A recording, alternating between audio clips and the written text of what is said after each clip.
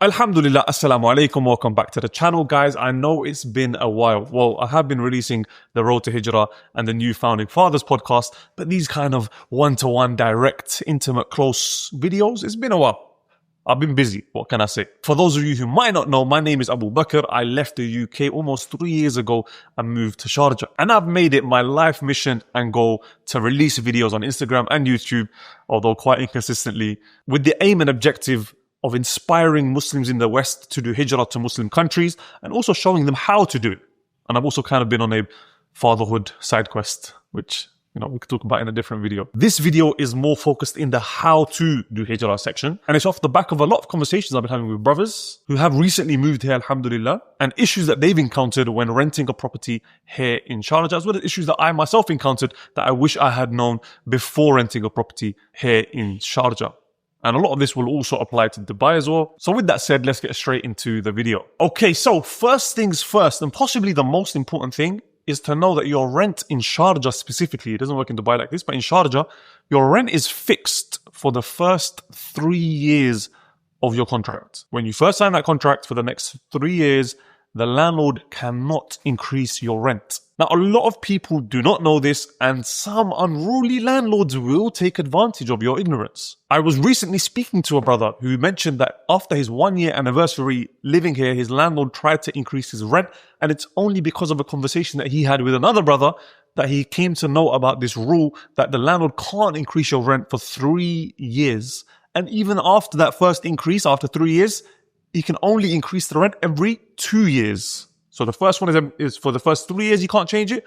And then every 2 years after that, you can't change it. This is something that's really important to know so you don't get caught out and end up paying more than you should be paying. The second thing, guys, and this is one that caught me out quite badly, is don't be deceived by the apparent closeness of the masjid to your building. Well, what do I mean by this? So there are two main cases that I'm going to explain here. Number one, if you live on a very high floor, we're talking 25 floors and above, even if the masjid is 50 meters, 100 meters from your building, and you think, wait, it's just a quick 2-3 minute walk, it could actually take you anywhere from 5 all the way up to 10 minutes, depending on how many lifts there are in the building, how busy the building is. Especially here in Sharjah, where alhamdulillah, the norm is to go to the masjid for salah. And on the flip side, if you decide to live in a gated community, you might live on a particular side where you can see the masjid from your window. And you think, wow, that's extremely close. But in reality, to walk there, you're going to have to walk all the way out of the community from the main entrance and then walk all the way back around to the side of the community where your apartment is, and you've just done one long massive U-turn instead of actually, if there had been a gate there on that side of the community, you could have literally just walked through and been at the masjid. So my advice, guys, when you do go for a viewing and you see a masjid nearby, actually time yourself. How far is it? How long does it take? Go there at salah time.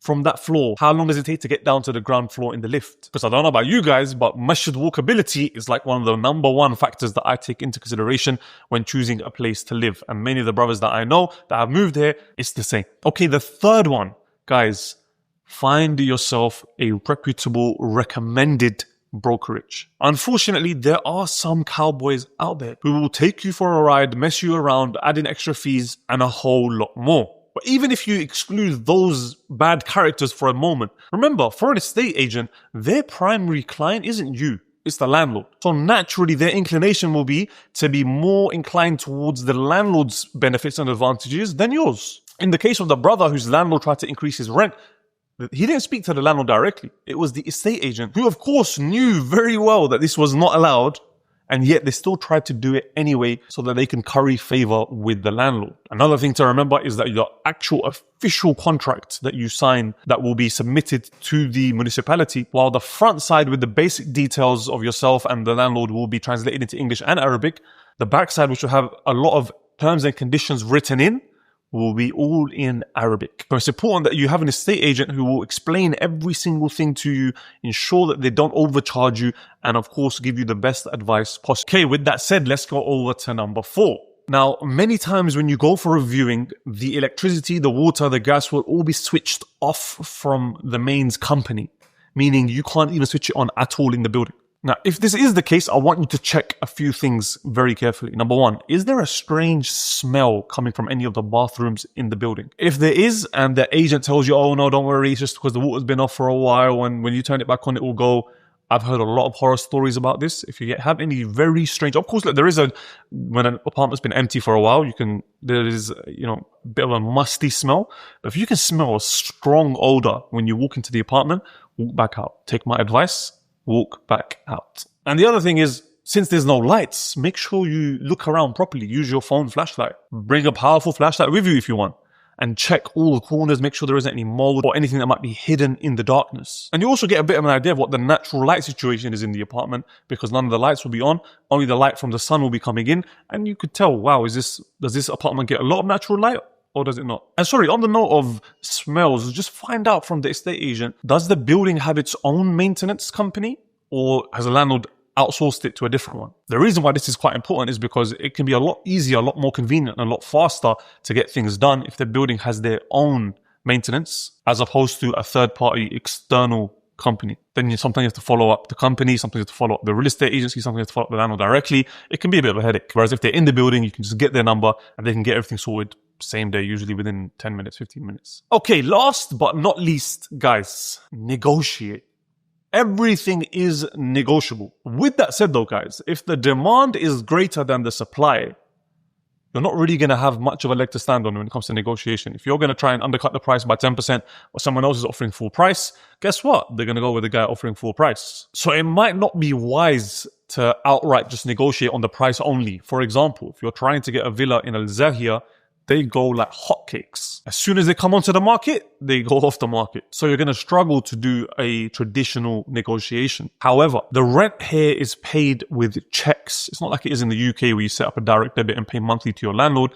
You give your landlord checks and he will then cash them in at the intervals mentioned on the check. Now, how many checks you decide to issue, that is up for negotiation between you and the landlord.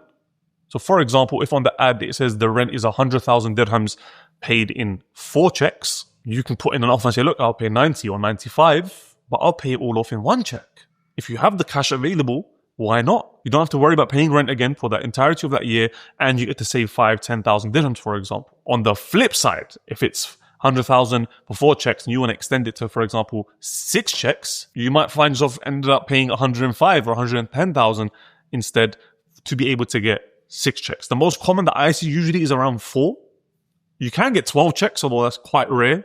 And some people decide to pay 1 check. At the end of the day, it comes down to whatever you're comfortable with. Do you prefer the flexibility of not having to commit all your money straight away and in turn pay a little bit more in the long run? Or would you prefer to just pay it all off and get a bit of a discount at the beginning? Okay, so those are the 5 things that came to my mind when I thought of things to recommend. If you live in Sharjah or Dubai and there's something you feel like I've missed, please feel free to drop it into the comments so you can benefit those that are watching this video hoping to make the move in the near future. Jazakallahu khairan for watching. Make sure you subscribe to the channel, like the video. And once again, if you're looking to rent, buy, sell property here in the UAE, whether it's Sharjah or Dubai or any other emirate for that matter, make sure you contact AR51 Properties. We will make sure we take care of you, walk you through the entire process step by step. With that said, I'll see you in the next video. Subhanakallahumma wa bihamdik, ashhadu an la ilaha illa ant, astaghfiruka wa atubu ilayk.